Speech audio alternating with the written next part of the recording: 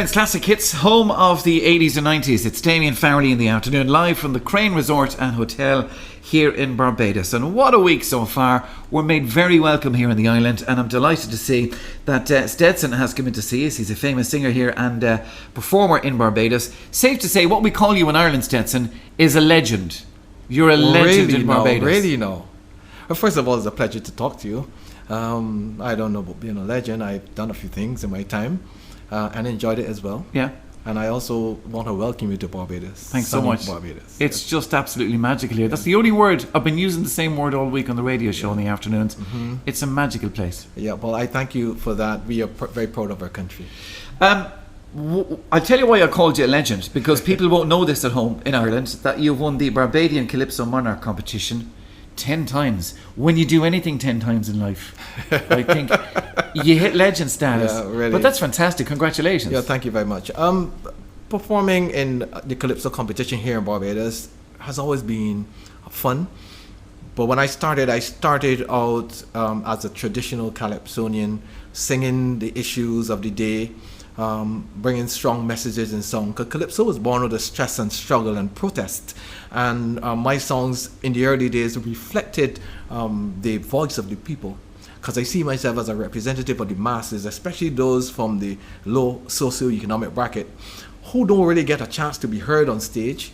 I represented them as a voice and being their mouthpiece. So every time I took the stage, I was like, the stage was my parliament, so to speak. Mm-hmm. I was their mouthpiece, so I spoke quite a bit about the issues of the day. But that's where that adulation comes from. They adore you for doing that, and that's fantastic. Well, I feel good about the fact that they can relate to what I'm saying, and they view me as their representative, as mirror, of society, and being the people's newspaper, being that voice that is prepared to speak for the voiceless, Okay. What I want to do now, we'll take a quick break, and we're going to play some of your music now. Have a listen to this.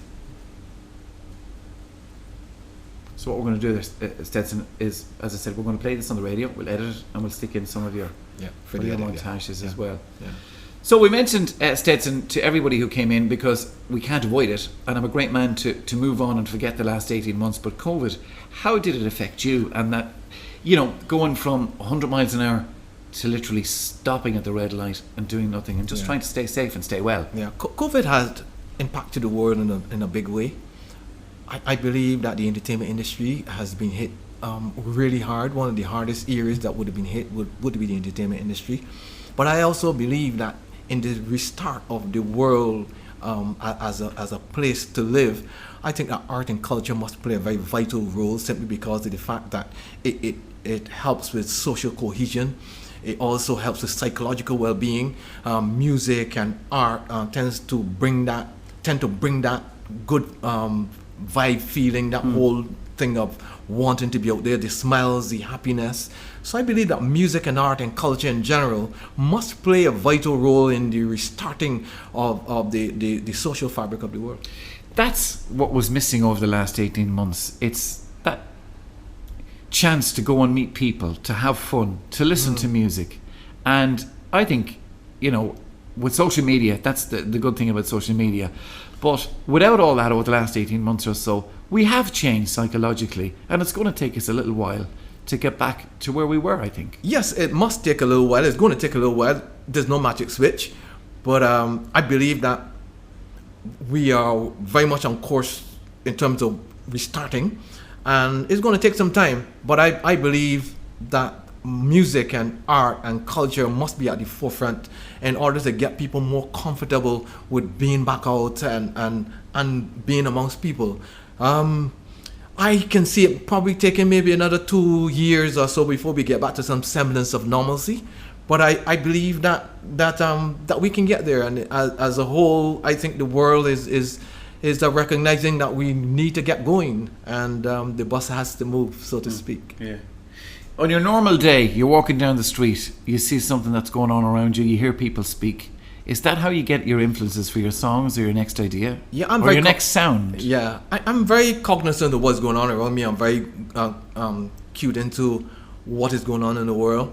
And I'm inspired by what is happening on the ground. So when I hear what is going on, when I hear people speak, and when I hear the things that are a bother to them, I take it on board, and I look for ways to tell this story.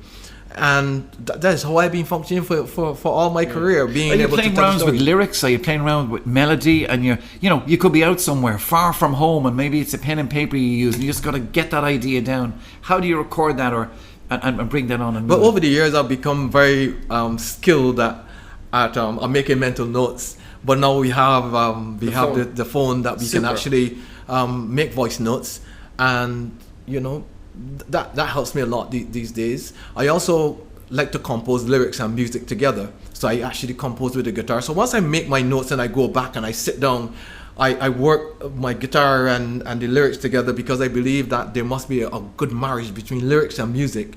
And if you really want to tell your story in an effective way, the two of them must go hand in hand. Okay. Where did the red plastic bag come out of? I'm surprised that you didn't ask me that wasn't the first question, because people always ask, why the strange name red plastic bag? In calypso music, you hear a lot of Lord somebody, mighty this body, king the next body. So I wanted to be different. And when I was preparing for my first competition in 1979, I had no stage name.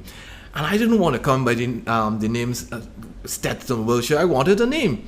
So I went to the beach. Came back all burnt in the sun, and a nephew looked at me. He said, "You look like a red plastic bag." I found it hilarious. That's cool. And decided, I am going to go by that name, because there's a color you can identify with. People can actually wave something, and if you had to take a look at during the 80s and the 90s, me being in a calypso competition, you see a sea of red, and it is simply because of the fact that there's actually a color that they can identify with. People would dress in red, people would dress their dogs in red, all the animals in red. It was a whole set of red in terms of support of what I did, and I'm glad I chose the name, because it was kind of different. Well, and it stood you well to now. It's been a real pleasure having you in studio. And are you on Instagram, Facebook? How do people? Yeah, but I'm on Instagram. I have a fan page on Instagram.